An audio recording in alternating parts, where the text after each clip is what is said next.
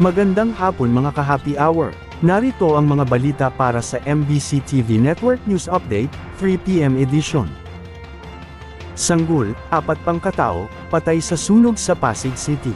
Yan ang MBC TV Network News, ni Edwin Duque. Minalas na mahagip ng lumalagablab na apoy sa naganap na sunog kagabi ang 5 katao na kasama 1 taong gulang na sanggol sa barangay Buting dito sa Pasig City. Ayon kay F1 na Alfred Juda Lapitan, ang fire investigator, sumiklab ang sunog mula pang-4 na palapag na residential building sa A. Mendoza Street dito sa barangay Buting sa Pasig City.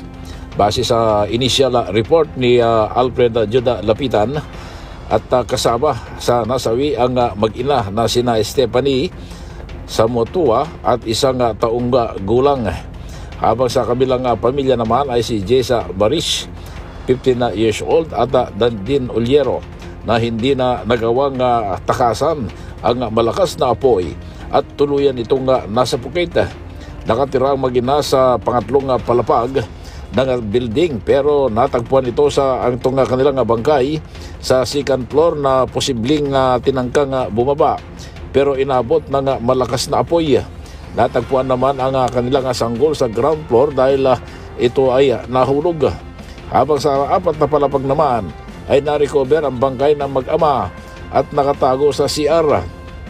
Bagamat umabot lamang sa unang alarma ang sunog na sumiklab pasado alas 10 kagabi. Pero mabilis na kumalat dahil gawa ito sa light materials ang flooring ng building. Sa kabuuan ay nasa 18 na pamilya o katumbas ng 52 individual ang naapektuhan ng sunog. Kasama dito ang nawalan din ng kuryente at nabasa. Na ngayon ay nasa evacuation center at kasalukuyang pinapakain at ng mainit na sopas at pandesal ng mga gawad ng barangay. Napula ang sunog kagabi mag-alas 12 na ng hating gabi. Inaalam o inimbestigan pa rin ang pinagmulan ng sunog na ayon kay Kagawad Nedo Mendez, posibleng kuryente ang sanhi ng sunog.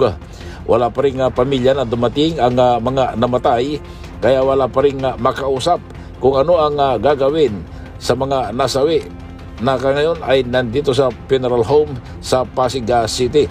Samantala, hindi naman nagdalawang isip ang buong tapang naman na sinagip ni Kapitan Jiga Sibilyon ang 2 bata na kabilang doon sa naipit sa gitna ng sunog. Nagtulong-tulong dito yung mga barangay para mabilis namang mapulang sunog sa isang residential unit. Para sa MBC-TV Network News, ako sa Aris 23, Edwin Duque nagulat sa DCRH. Una sa Pilipinas, una sa Pilipino.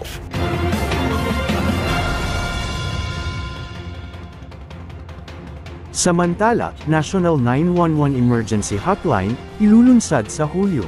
Ilulunsad na sa buwan ng Hulyo ang National Emergency Hotline para mapalakas ang seguridad sa bansa. Sinabi ni Pangulong Ferdinand Marcos Jr. na ang Unified 911 Emergency System ay inaasahan na sisimulan ng ipatupad sa Central Visayas, Ilocos Region, National Capital Region at Bangsamoro Autonomous Region in Muslim Mindanao. Kasabay din nito, ay sisimulan nila ang pagpapakalat ng mas maraming mga kapulisan na tinatawag nilang Cops on the Beat.